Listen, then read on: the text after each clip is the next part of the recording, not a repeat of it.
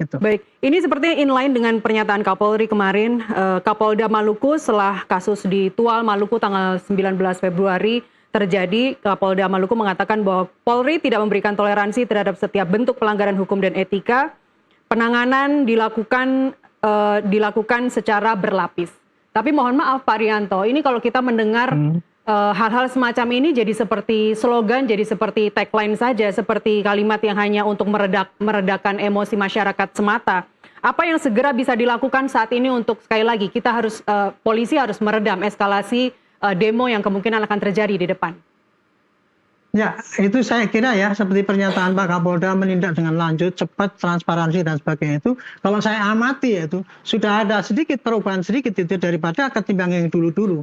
Salah satu poin yang diincar pada polisi adalah kan impunitas itu tadi. Kalau ada gejala impunitas itu artinya begini, kalau ada yang polisi salah kalau tidak ditindak dengan tegas gitu kan, ditutup-tutupi gitu. Malah yang katanya sudah dipecat tapi kemudian masih dinutkan lagi ya. Nah ini menjadi tantangan polisi menurut saya sih ya. Jadi polisi harus jangan terlalu banyak bicara ya, tapi langsung action aja apa yang dikonsepkan itu langsung diterapkan di lapangan gitu. Termasuk juga itu merubah perilaku hedonis gitu misalnya. Itu mestinya itu gampang kalau merubah perilaku hedonis itu kok. Kasih aja petunjuk yang jelas dan kemudian kasih sanksi yang tegas pada anggota maupun atasannya, itu pasti akan berubah. Nah itu contohnya kayak gitu. Jadi saya kira ya polisi itu kalau untuk supaya dipercaya masyarakat, dia harus menunjukkan betul-betul bahwa kita tuh niat berubah. Sekarang ini niat itu sudah kelihatan dari tingkat atas-atas. Cuman pelaksanaannya di bawah itu belum merata itu tadi.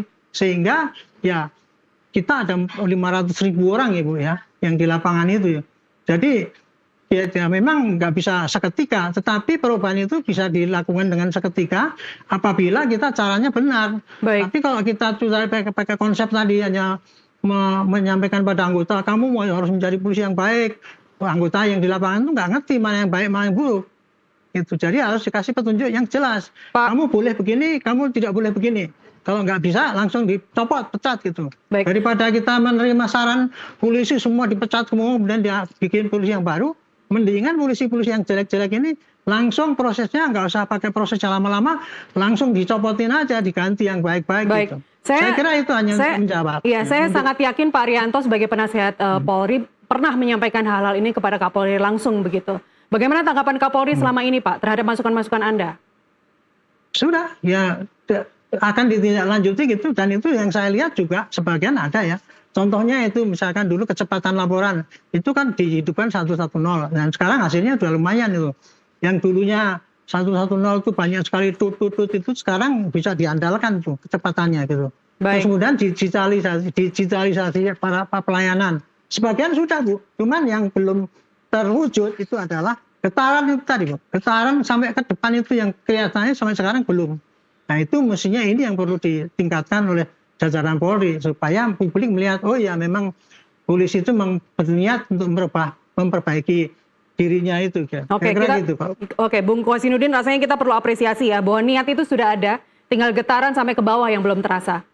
Saya pikir niat itu belum terbaca ya. Kalau niat itikat baik ada itu tentu kita bisa baca dari keteladanan. Dan saya mau koreksi jajaran institusi kepolisian ya, anggota di bawah itu bukan tidak tahu mana yang benar mana yang salah, sangat tahu. Tapi mereka tidak melihat adanya semacam teladan dari pimpinan yang kemudian itu bisa mereka adopsi sehingga mereka merasa mendapatkan insentif keadilan ketika mereka misalkan mengundurkan diri. Tetapi ketika melihat perilaku di atas juga banyak yang melanggar tapi tetap ya dalam jabatannya tetap tidak pernah bergeming, ya yang di bawah pun ikut-ikutan begitu. Jadi saya kira ini soalannya bukan lagi ada perubahan sedikit atau tidak, tetapi memang ada harapan yang sangat besar. Sayangnya perubahan yang sangat sedikit tadi itu tidak berarti apa-apa bagi masyarakat. Dan akhirnya yang mengerucut pada dua hal saja. Kalau ingin dipercaya dan memang ada komitmen itikat baik terbaca oleh masyarakat, ya ini pergantian pucuk pimpinan Kapolri begitu, dan itu bisa diambil dengan dua langkah, Presiden mencopot atau Kapolri mundur, dan kita tidak melihat itikat dari apa yang disampaikan masyarakat itu sebagai perbaikan itu ditanggapi dengan positif. Misalnya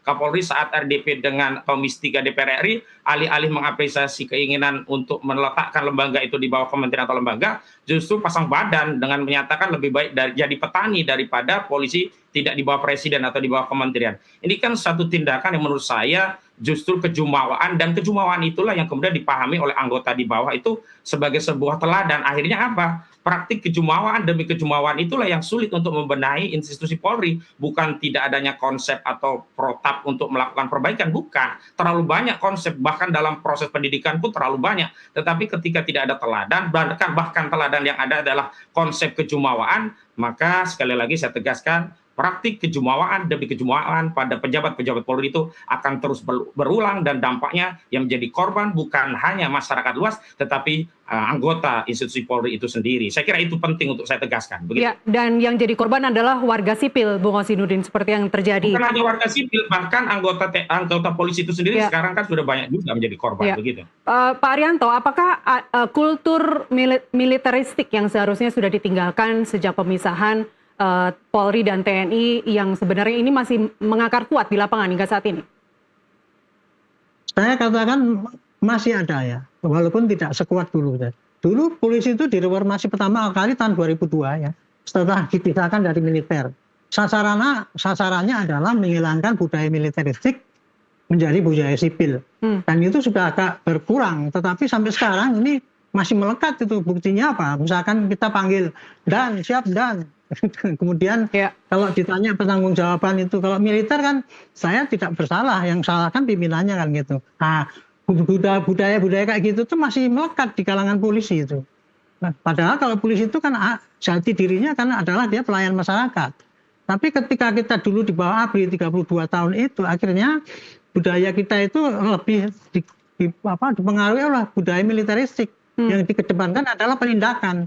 Itulah yang dulu di dalam sasaran perubahan daripada kultur polisi selama 20 tahun yang terakhir ini, itu disasarnya kepada gitu, dari budaya yang militeristik menjadi yang manusiawi, yang humanis. Pak Sigit sendiri kan ketika naik dulu kan presisi itu. Di antara adalah yang humanis. Sudah ada konsepnya untuk humanis itu ada, tapi ya kenyataannya kayak gitu. 460.000 itu nggak mampu dirubah dengan konsep yang selama ini ya, 5 tahun terakhir ini kan pakai konsep presisi. Sebelumnya itu pakai promoter. Itulah kenyataan yang di lapangan yang terjadi gitu.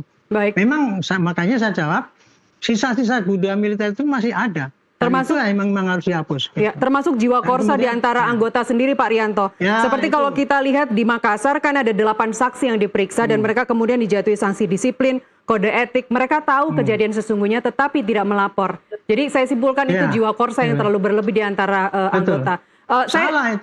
Salah itu, baik. Itu jiwa korsa yang salah. Nggak boleh diterapkan di polisi. Baik. Itu terakhir, di militer boleh.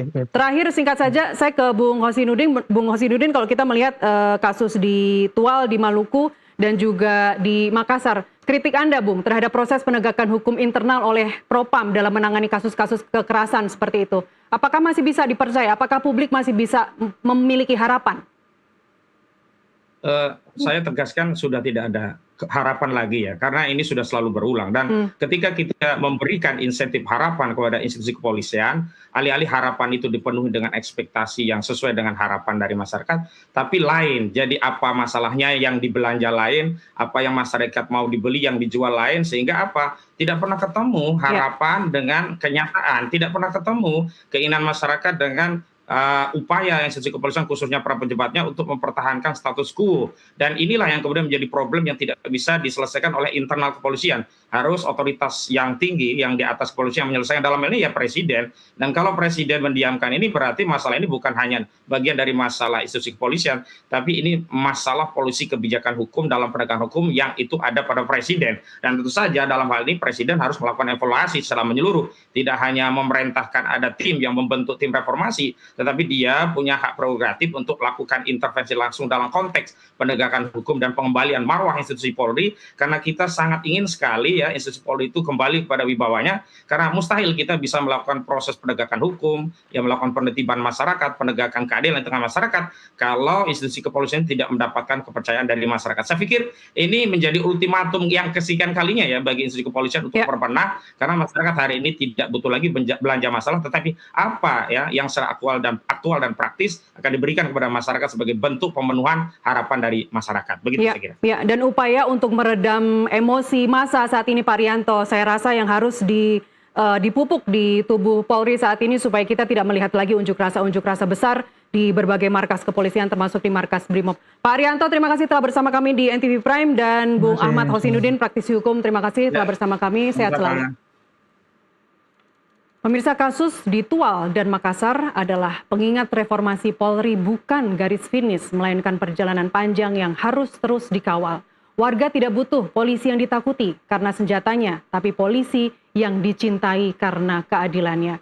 Mewakili rekan Maria Anneke, saya Nasiti Lestari mengucapkan terima kasih atas kebersamaan Anda. Sampai jumpa.